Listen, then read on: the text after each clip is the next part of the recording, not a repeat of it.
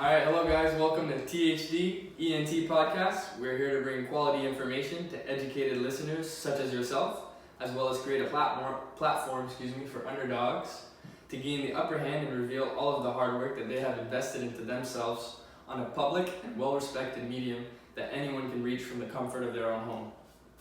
I'm here brought to you by Francois Lupien. Pleasure to meet you. Nice to see you again. Good to see you, Leo. Thank you for having me. So, at THD ENT, we're a podcast that is well respected, and we really enjoy just diving right into it, and that's something we're well respected for. So, today the topic and the theme that we're going to be going over is good to great. Now, the reason we're going to be going over that theme is because that's actually a specialized niche that Francois takes care of. So, would you like to comment a little bit about that?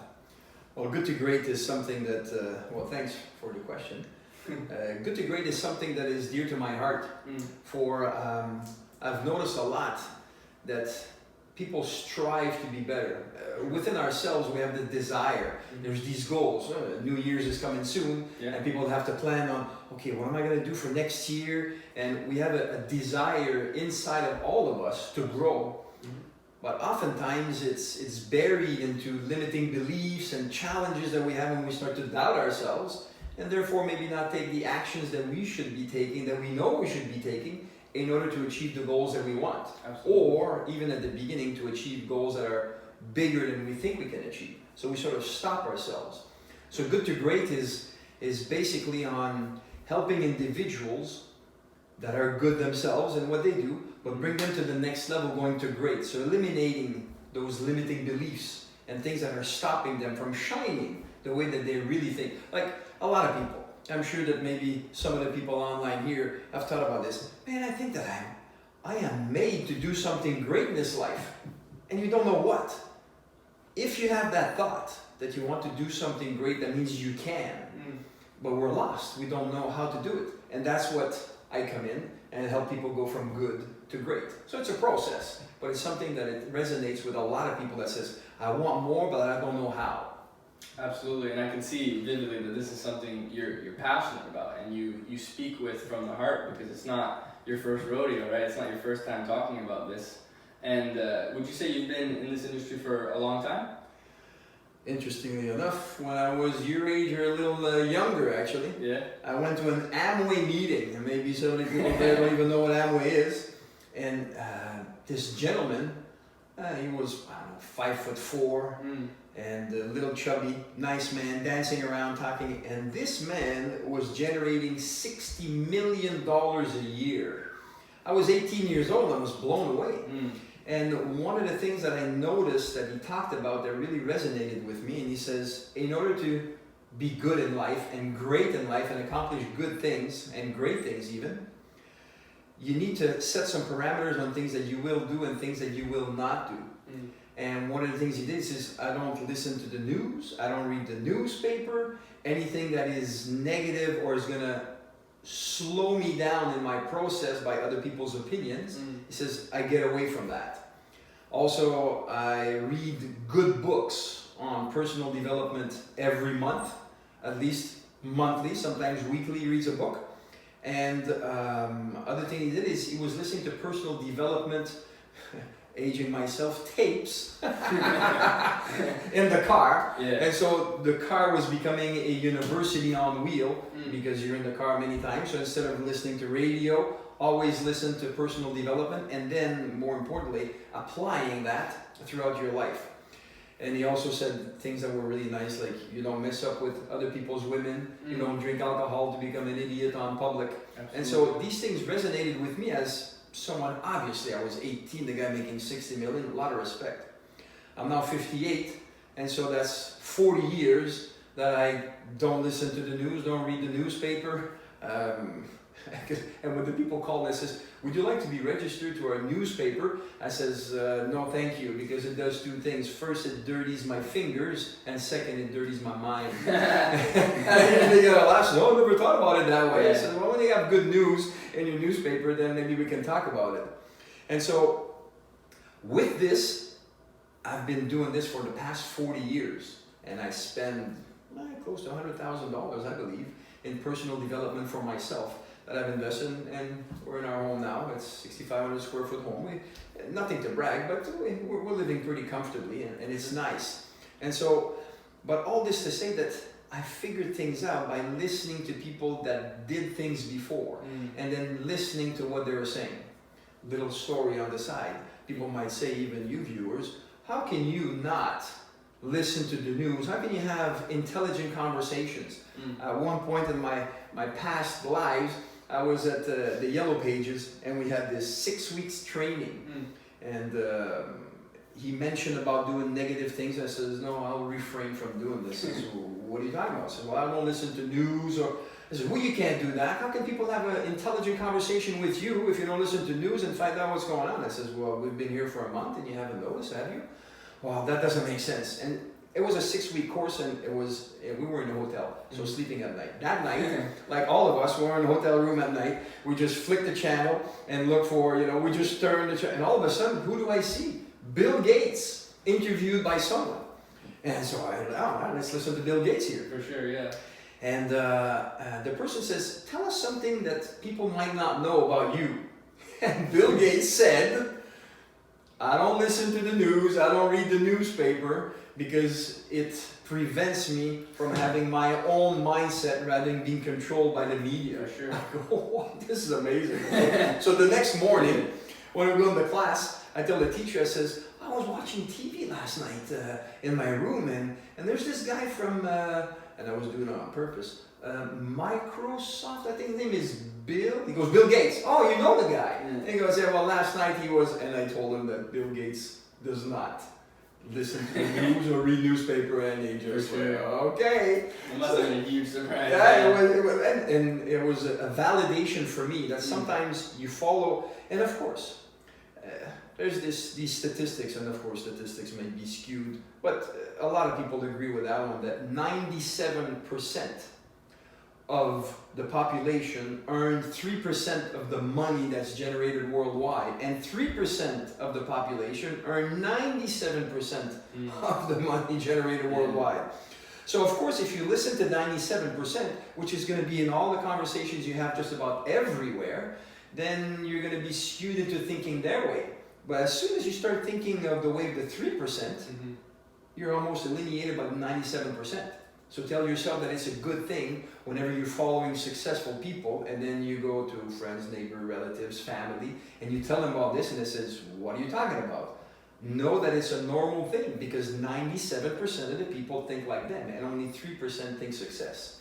So it's something that when you decide that you want to be successful, you will be different from others. Because if you weren't different from others, you would get the same results that they have. And so that's an important distinction. So it sort of started me on the trek of good to great. And I don't know, other thoughts that come to mind is I started, at one point, I was 16 years old, I was 6'3", 125 pounds. Woo, that's a big boy, right? And so one of my neighbors asked me to start martial arts. I went to Taekwondo, and there was three lessons a week, 3 hours per lesson, and in 6 months I gained 50 pounds, and continued to train for many years, and I became Canadian champion in Taekwondo. And so I went from good to great by paying the price. Action, information is nice to get of how to do things, but transformation only occurs when you have action again and again and repeated. And this is something that I get into a lot when I teach people, that you can know a lot of things, but unless you do them and apply them, then you won't get any results.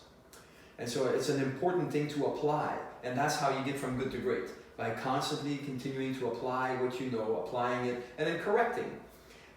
Another pet peeve of mine, and I'm going on and rambling here, is the education system. And if we come to think about it, I have 6 kids. And my wife did homeschooling for 12 years. And my first daughter never went to school except university. And then when she went to university, she was on 100% scholarship. Yeah. So kudos to my wife, she's awesome. And then the rest started to trickle to go to school. But one of the things that happened in school is, think about it. It's Monday to Friday. Yeah. You have to get up every day. then you go by transportation to a certain location where people tell you what to do all day long. And then after the day is over, they tell you to bring things home that you're going to have to carry from what you did during the day. And then maybe have time for sports or activities or not, or you make the decision. You do a lot of sports and you fail in school, or it's a juggling act that's kind of challenging. And then you start the same thing again the next day, and then you're looking forward to the weekend when you're going to be free from school. And you do that years and years, 10, 20 years. And then after, you get a job. And the job is Monday to Friday, and then all day someone tells you what to do, and then you bring work at home at night, and that leaves you away from your family and the things that you want to do. And then when Friday comes, finally the weekend is here, and I can. So it's interesting. I've been programmed from the youngest age, and now I think they bring kids to school at a crazy age, young. I can't believe it. But nevertheless, so we're programmed to it, and in school we're all being told failure is bad. Absolutely. If you miss on tests, you're no good. And then you start to be even labeled as being slow or dumb even. And well, maybe now in society they don't call people dumb because the kids will sue them. But we understand that there's labels with letters like you're a D- student. And let's face it, that affects people's attitude. Next thing you know, when we get into the workforce later, the C's and D's of school are the ones that are starting the companies that are hiring the A's and B's in school. Because the C's and D's never fit into that thing of doing things and not failing. They're used to failure, so they're not afraid to try. And the A's and B's are the nice students that want to perform, so they're hired by these people to actually produce whatever that company is producing in a nice way. So it's a win-win situation, but if you ask me, it's skewed towards the entrepreneur. And hence, from good to great enables people to take pieces of puzzles, not be perfect, like even the things that we're doing now. We might have scattered thoughts, it's okay, but we're taking action. And as you take an action, things starts to develop into, for example, in this case, a business that the people run, and that business is running with individuals. Both benefits. The nice employee gets a paycheck, and the person gets the profit. So it's good to great is something that anybody, the employee or the employer, can benefit from that. The employer becoming a better employer and having a bigger, nicer business, and the employee being a better employee, getting more promotions and better responsibilities in the business. So everybody, either employer or employee, benefits from going good to great in the field that they're at. There's no wrong choice. It's just something that you have to feel from inside. But one thing is, with everybody, is we all want to grow. And given the opportunity, we can. And with guidance, and expert guidance, then you can skyrocket that. And that's what I specialize in. So, a little introduction. It's funny you say that too, that we all have that completion to grow. And it's also like our urge for completion. You know, like all humans, we think that if something isn't done to the T, it's not good enough, right? But that's in fact the opposite. We need to take those first steps, like you were speaking of. And once you take those first steps, you discover more about what steps you need to take next and what actions you need to take next and stuff. I like that analogy, and it's oftentimes whenever we need to do something, well, doing implies action. So we need to start doing something, and it's also the decision. Once you decide, and then you start to take action, even if you're not ready, and you take action, something magic happened. You started to create momentum. Right. And so once momentum is started, once an object starts to move, it tends to want to stay in motion. Mm-hmm. If it's not moving, then it's hard to get going. So the hardest part is to get it going. But once you get it going, then the next day, you don't have to get it going again, you just need to continue. And that's what makes the mindset shift to say, hey, if I just continue, and a little bit, it's like if someone is on a swing, a very heavy person on a swing, and you try to push them. At first, it's very hard to make them move. And if you push really hard and you stop, they're going to stop right away. But if you push just even a little bit and consistently put a little push, and then next thing you know, it starts to move. And next thing you know, it starts to move more and more. And now you can actually push it, go get a glass of water, come back and push it again. And it's still moving. And so because you've created some momentum. Mm-hmm. So that's one thing, just deciding and taking the first step. is going to create momentum right away, and then we just have to continue rather to start, because we have this thing about starting, it's always hard. We procrastinate. I don't want to start this. But when we throw ourselves into it and we start, that's how we get good to great. Michael Jordan is someone that you love basketball. Actually, you have a basketball shirt right there. And so Michael Jordan, I don't have all the story and all the details, but in high school he got cut from the team. And so he was like devastated. Could you imagine if someone gets cut and decides that since I'm cut, I'm not gonna do this anymore? Well, we would not have gotten all the fantastic moves that Michael Jordan did at the NBA for years and years.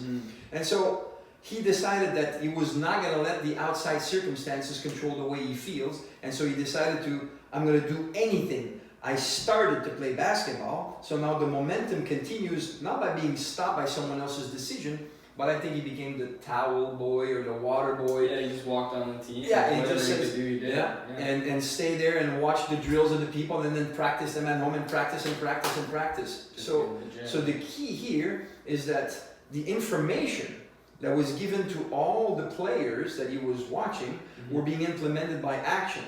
And so unless action was taken, there was no transformation. He understood that. So he went home and he was practicing and practicing. So what he was doing is taking action so that the lessons that were taught the players on the team, he was applying at his house. At first he was too weak to make the baskets, but then he started to develop more and more, and we know that he became one of the best basketball players in the world. And I'm not sure about the stats, but when we talk about school, that you say that when you're a failure, it's no good. I think that he did 3,000 shots that he hit the buzzer, a winning thing 3,000 times, but I think he missed 9,000 times. Yeah. So if you tell people, hey, this guy missed 9,000 times the buzzer shots because he's a loser, well, actually, no, that's Michael Jordan. For real. And so one of the things that stops us from being good to great is we want everything to be perfect before we take the next step.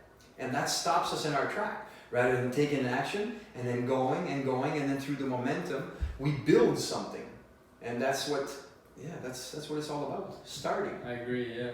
And then it's about getting those little pieces done too, because when you start, you don't have to do the whole process all in one day. You could start and do the 3 easiest part of the process, but the next day you wake up, that process has already started. You know, you're already invested and you've already initiated, so therefore you gotta continue now. And if it's your creation as well, you carry that pride to it, you know, and it's your investment, so you want to prove that it can come to fruition. And that's a very important thing to have as well. Interesting part also that I believe that especially in the beginning phases of wanting to do something, having some kind of a coach, a helper, or a team partner helps, because when we start, we often get discouraged quickly. For sure. And so if we have someone that believes in us, well then, you know, and I often say people, if you don't believe in what you can do, believe in my belief in you that you can do it. And that can help you to overcome the little challenges at first that will create you to take those actions, that will actually create the momentum necessary to start to push you along. And after a while, the momentum carries you. So it's just something that you wake up every day and you're excited because it's like the floor is moving, so you're already in action just as you get out of bed, rather than after the dreaded, oh, I have to start doing something. No, you started yesterday. You're only continuing today. Absolutely. I think that's major as well. It's a small distinction that makes a world of a difference. And let's face it, the more you do something, the better you get at it.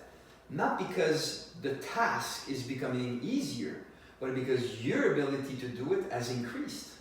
Absolutely. That's why we get challenges in life. The challenges that we get are just to ask, I like to say, the challenge is sort of asking you, are you serious about that goal that you've set? Yeah. Are you serious, or are you just, talking? Because the challenge comes to you in order for you to stay at the foothill of the mountain or decide to climb it. And as you decide to climb it, well, your legs get stronger, your cardio gets better, and you get stronger. And then sometimes if there's steeper places, well, then you've had the training down there to start getting some steeper ones. And then when hills is getting a little more flat, well, then you can whip through it because you got the training for it. Yeah. So all these things compound that when you get to the top, you're in top shape and you get an amazing view at the top because you paid the price. Yeah, and that's one thing that Nipsey Hussle stressed a lot. He said, you know, getting to the top, it's not going to be it's not going to be fair, but it's going to be worth it. You know what I mean? And that's a real thing. That's a genuine part about life. You know, life's not supposed to be fair. You're not supposed to be dealt the best hand all the time and get the best numbers and always do the best. You know, it doesn't make sense that way because you don't grow mentally or physically. Yeah. And you don't overcome those trials in a way that they can become subconscious to you. And once you have that knowledge and that experience, it becomes natural, and you can just help people without even conceiving what you're doing, you know? And that's for, like, Mother Mary, right? She did that. She just devoted her entire life to service, and she didn't even care what kind of position she was put in, but she knew that if she just gave out that good energy. And that's something that I think a lot of people get wrong is energy, right? Like, if you have the game plan, the blueprint, everything's set up for you, it's all going well, but if you're putting out negative energy into the world, you're going to get that energy back. It's just a law. It's the law of attraction. It's the law, you know, of vibration, sorry. That's all right. And it's true, but like energy is so crucial as to if you feel a certain way, you're going to live in that result for the rest of your life. So just change the way you feel. And that's something that we all have control over, which is it's beautiful when you think about it. I like that concept of energy and I remember when I was younger in chemistry, we had these things of two gases and one, there was a colored gas and this one was a non-colored gas, and then they joined them together and say it was dark blue and transparent, and then it would equilibrate.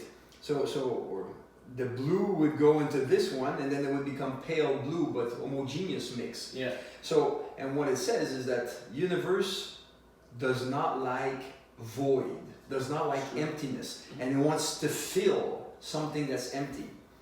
And a concept that really resonates with me is that, in accordance to what you said, but I'm very visual when explaining things, is when you say things or when you project things or when you're feeling things and you put them out, as they leave you, they create a void inside you that needs to be filled again. And because of that, remember dark blue and no blue, and then it becomes blue everywhere. So what it means is, as you throw good, well, good comes back. If you throw bad, well, you made a void for bad to come back in. So that's why sometimes people says, I feel I'm in a rut. It's because they keep putting bad and bad comes in. Yeah. And in another way, some people says, I'm in the flow.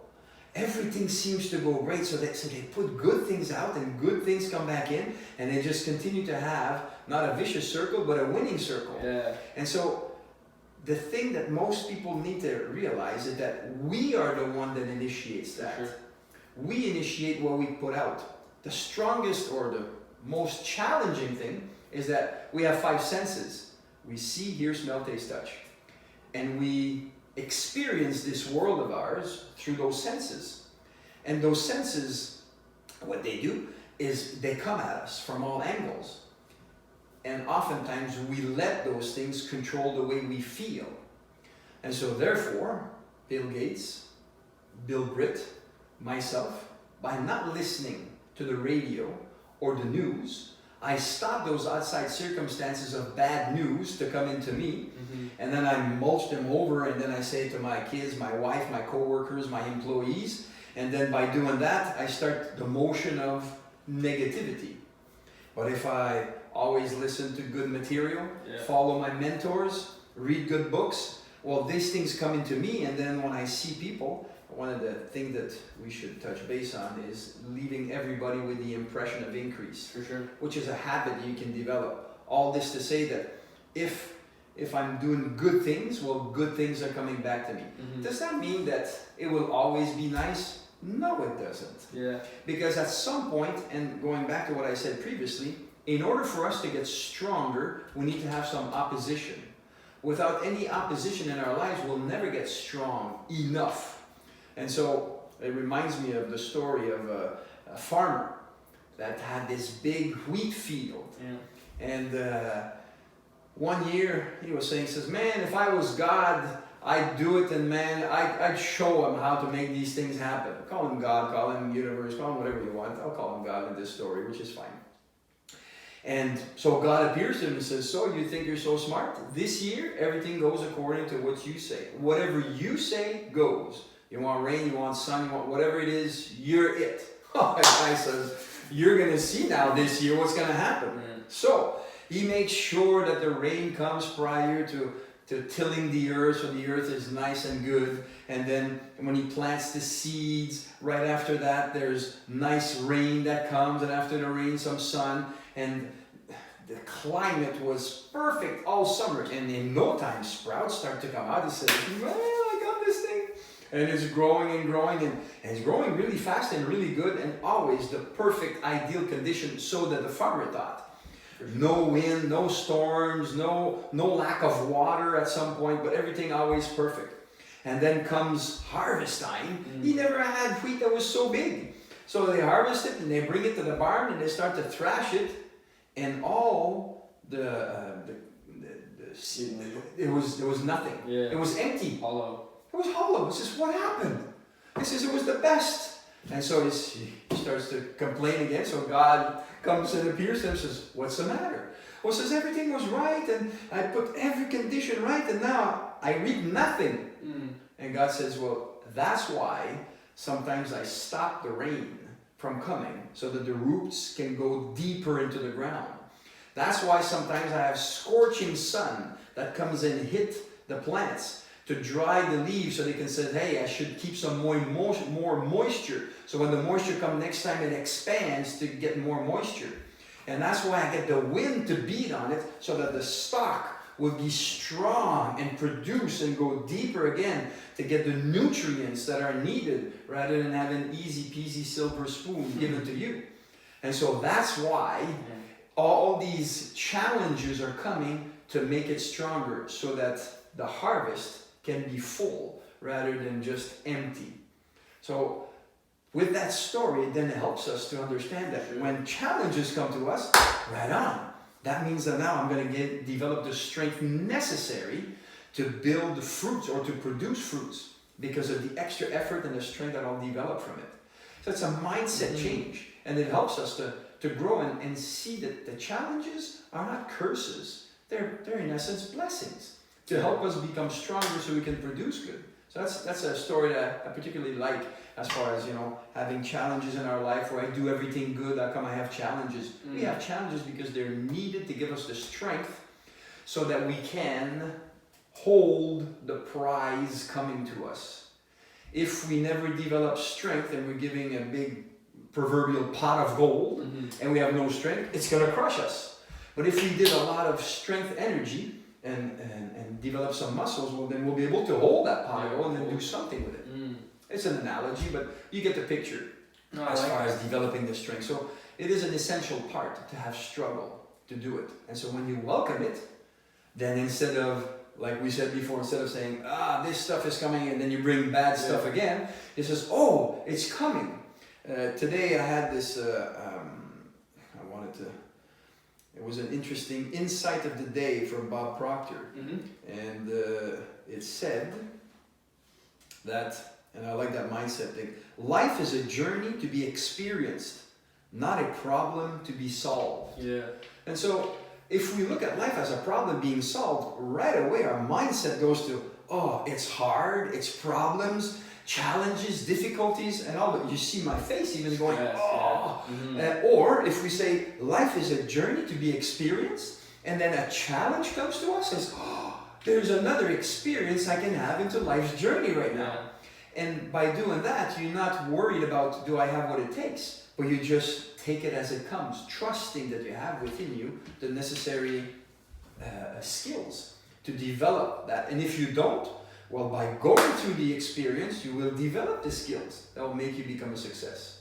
Yeah, I remember it, and that relates very well to that conversation we had with Dino Del Bello, when he was talking about how he felt he was putting out fires every day. And every time he was doing something, it was a big fire, and he had to take care of this fire and that fire.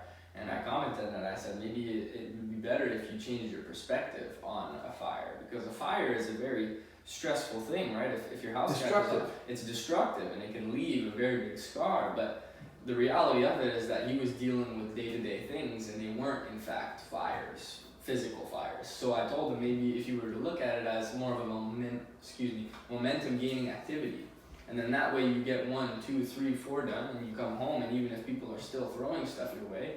It's just another momentum gaining activity, and not fire, right? Another opportunity to grow. Because fires are going to burn you. You know, you go through too many fires. Anyone goes through too many fires throughout the day. It'll burn you down, and it'll take a beating to you mentally. But if you don't see it as a fire, and it's more of, like Bob said, a journey. Everyone wants to go on a journey. You know what I mean? Who doesn't want to go on an adventure? That's something that naturally humans crave. Absolutely. Yeah. No, I like that thing, and that's one of the things to bring it back full circle again to good to great. You're gonna stay good or decrease in your ability if you take everything as challenges and difficulties. But you're gonna go to great if you take whatever's coming at you, embrace it, and then develop the necessary skills through persistence. Actually get better at it, get stronger, so you can overcome. It's absolutely indeed good. Yeah. So moving on, we also had entrepreneurship and individuality. So as to your field and the people that you've coached with in your life, how do you think that ties together, and how do you think individuality can fuel entrepreneurship for an individual? Sam Ovens is a gentleman I really appreciate, and he mentioned something that he studied about successful people, because he has courses and things like many people. There's courses, and maybe you have taken some courses as well. And some people do good with them, and some people do good to great. What was the difference? And he pointed out that entrepreneurship, there is a base of things that you need to do. If you're a lazy person, do not become an entrepreneur. It's not going to work. You need to, you need to have some skills at the bottom, or at least persistence that you want, and a goal and a dream and something that you want to go after. But one of the things that he noticed is that through the information that is available to everybody that wants to become an entrepreneur, only those who brought their individuality to the information that was given to them surpassed everybody with results. In other words, if all you do with information is that you assimilate it the way you're being told to assimilate it, well, by doing that, you put a ceiling on your accomplishment, because that's all you get. But if you start to put yourself into the equation, you're transforming this, and now you can grow to higher levels. And so it's important for your question to bring individuality to entrepreneurship. Otherwise, you're just going to be a cookie cutter of the other guy. For sure. And what's going to happen is that people fight on prices instead of distinguishing themselves from what they bring to the table. And when everybody fights on price, everybody goes bankrupt because it doesn't work. No margin, no mission. So individuality is very important. And so by looking at it this way, there's something else that we can touch upon, is being a leader and being a follower. Yeah. Well, whenever any good leader, think about any leader in your life, they accomplish so much, they're charismatic, they do a lot of good things, but they became leader because they were a good follower. I says, what are you talking about? No, he's a leader, he's not a follower.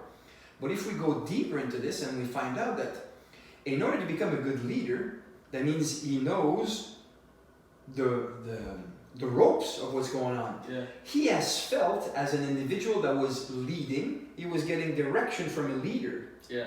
And then he felt either good or bad. And then he says, wow, when he does this, I feel good. When he does that, I feel bad. Guess what? We're all the same. Yeah, if I praise you, you feel better than if I kick you. You know?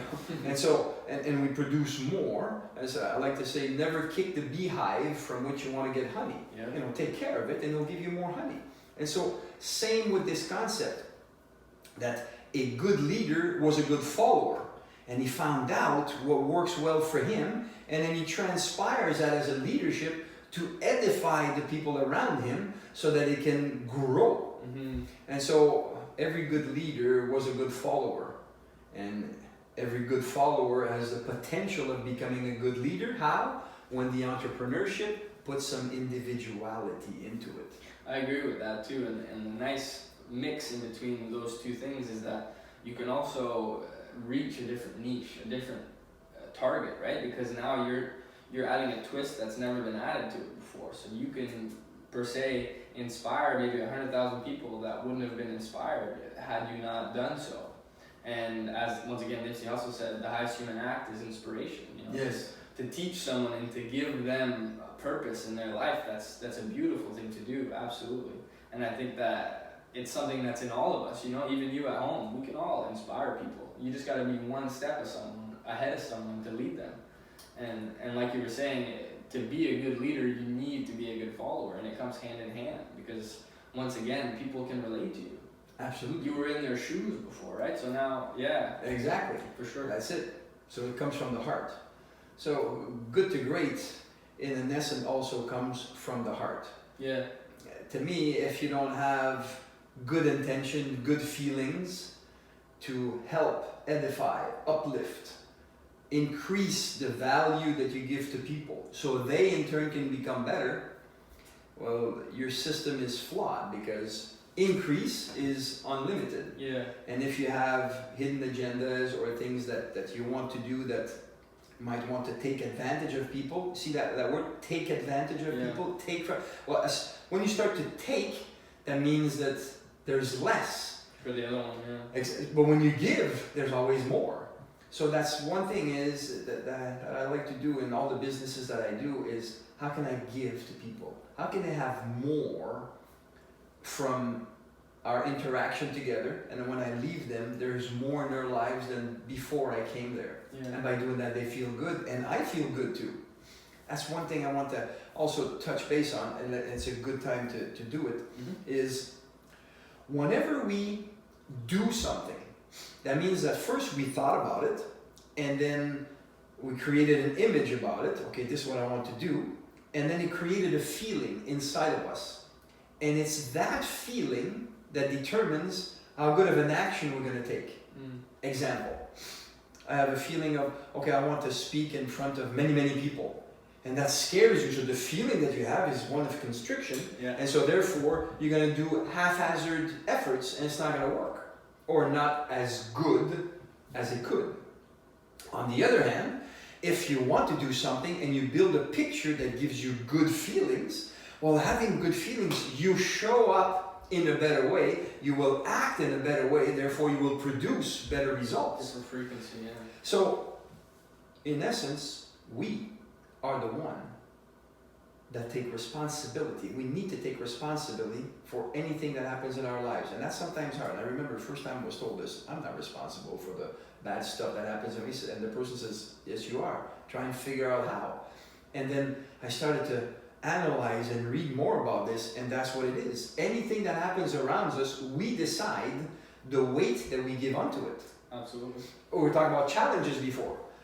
Now with this, hopefully people can start thinking, and it's a habit. At first it's hard. But when challenges come, now we can say, an opportunity to grow rather than, oh no, not another thing that's going to slow me down and cost me money, and next thing you know, it starts to slow you down and cost you money. Well, so it's an opportunity to grow, and then with this, there's something good in it, and as you look for the something good, you find it, you take action on it, and then the results prove that you were right, that it was a good thing. So it's how you show up. But the way you show up is you decide, because you, according to what's going on outside, you decide what image you build and what feelings you associate with it. And you can decide it's a bad feeling or it's a good feeling. We all know bad feeling doesn't do good things. So let's do a good feeling. And as you do this, it starts to get better. Now, one thing that I touch upon that is pretty neat with this, because people says, well, this concept might be flawed. I says, well, how? I says, how come if I'm doing some bad things sometimes and then someone tells me, hey, straighten out and now do some good things, and I start doing some good things and I get bad results. And I says, well, it's not working. And then they go back to their not as good things, and then good things starts to happen. You see, when I do good things, bad things happen. I do bad things good. And for the longest time, I was reflecting upon it and talking to other thought leaders, and we came to the conclusion that there is a time lapse of action-reaction. Sometimes it's immediate, but oftentimes it's not. So let's explain. You're doing some bad things, and therefore bad results are coming, but we don't know when. Yeah. And then someone says, hey, stop doing bad things and start doing good things. So you stop the bad, and now you start doing the good. And as you're doing the good here, well, the bad that you did here starts to produce results here. So now you're saying, hey, I'm doing good things, but bad things are happening in my life. And so, why am I doing good things? I'm wasting my time. But you did some good things. So now you go back to you doing bad things, and now good things starts to happen. So you see, I told you that when I'm doing bad things, good things happen. But what happened is that what you did that was good before, you're now reaping the results of it. And so it's a skewed things. But the more aware you become of this, the more you realize that, hey, not only am I in control, but the more I put good into it, the more good I will reap most of the time. Because life has a habit of coming at us. And sometimes sweeping the rug from under us, and then we fall down. And then when you fall down, it says, oh, I'm down. You can say, oh, now I have a new perspective. I am down. Hey, I never noticed this before on the ceiling because I'm always standing up. So once again, it is the way that we decide to see what's going on and the image we make out of it. Are we looking for the good? Are we looking for the bad? Looking for the bad, I can guarantee you're going to find it. Looking for the good, it's harder sometimes, but you can find it. Nature is a great teacher for that. Try and plant, he says, I'm going to have a garden, and then, till the ground, plant the tomatoes, and plant the beans, and plant the carrots, for example. I can tell you one thing, is that you will reap beans, tomatoes, and carrots, because you planted those seeds. For sure. You're not going to have strawberries if you plant potato seeds, or potatoes. And so, you reap what you plant. But some people says, okay, I planted the seeds, now I do nothing. You don't water it, you don't till it, you do nothing, then you come back, and then next thing you know, bad weeds have overcome and it's killed everything. What's going on? Well, it's because we need to continue. Nature has a tendency to test us to see if we're going to be consistent with what we want. And so we need to go daily and remove those bad weeds, as obnoxious as they are. And as we consistently do this, then at the end we will have a nice harvest with nice vegetables that will fill us in the proper way because we've paid the price. It's not just the idea of, oh, I start and I do nothing else. You need to bring it all the way to the end. And then, and only then, will you reap the harvest. That's why persistence is so important. It's a quality that needs to be developed. But the more you develop it, the stronger you get at it, and you just produce better and better results. That's why you get more and more in the flow. And people that seem to have things coming their way easily, well, they paid the price. My father used to say something that I really like. He says, in life you can do two choices. You can make it easy now, and it's going to be hard for a long time, or you can make it hard now, meaning putting a lot of efforts, persistence, sweat equity, hard now, and it's going to be easy for a long time. Yeah. And that has proven true in my life time and again. Make it hard at first. Another example of this is an airplane when it takes off, going from, Montreal to California. When it comes out, just to take off, half the fuel has been used just to take off, and then only half the fuel to do the rest of the trip.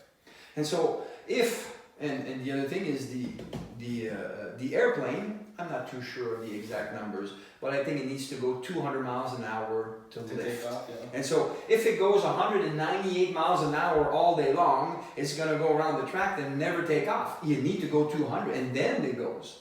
Or the boiling water. Boiling water is 212 degrees. If you're at 211 24 hours, you'll never get boiling water. For sure. And that's why oftentimes they say that success and failure is just a small line, the 1 degree difference. So I'm putting all the efforts, well, you have to put a little bit more. And that's that thing of making it hard at first. It's going to be easy after. Because once the water's boiling, hey, now you can, boil spaghetti or do whatever. I like pasta. Make some grub. That's true though. But that's one thing, a quote that I grew up with and I've always kept dear to my heart is those who think they can and those who think they can't are both usually right. And in most cases that's true. And it comes back to what are you thinking?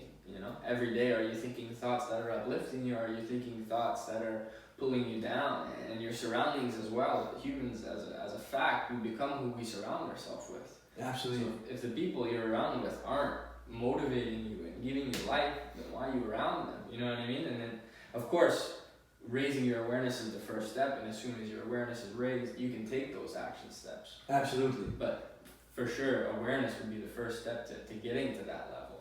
And that's why it's important to talk to different people and raise our awareness. But once our awareness is raised, because of the conditioning we had in schools of being spoon-fed of things, we sort of need to be trained, held by the hand for a while to develop a new habit of this. Because left on our own, we become like the garden.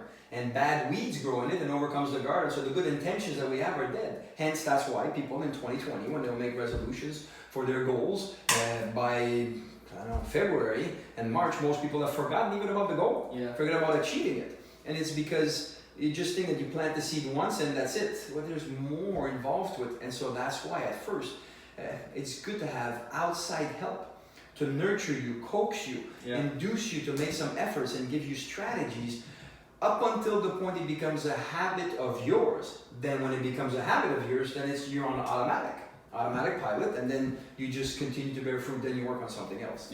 Which is what's nice about life. We always work on something else to get better at it. That's why we go from good to great.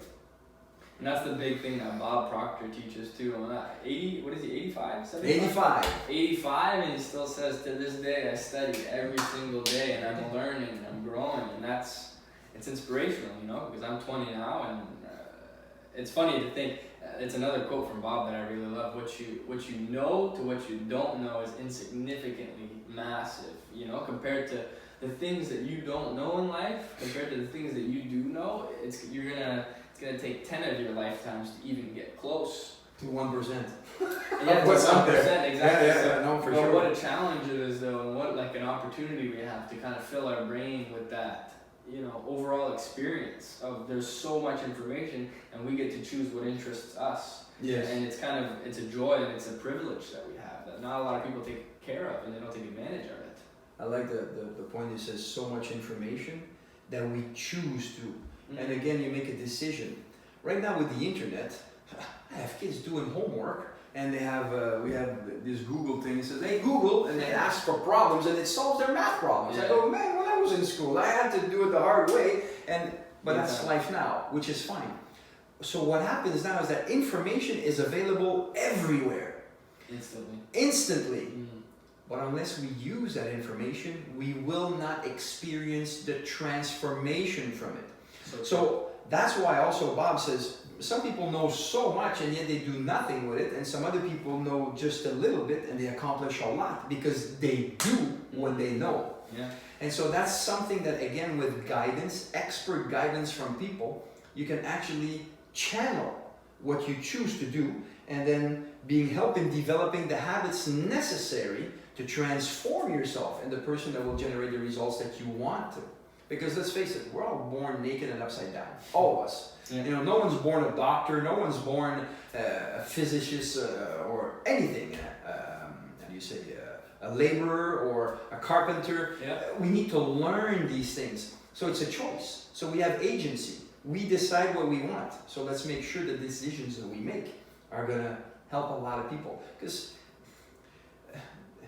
I have, as you know, 6 kids. And they often ask me, what should I do in life? I says, do what you love to do. Don't think of anything else but what you love to do, but ask yourself a question.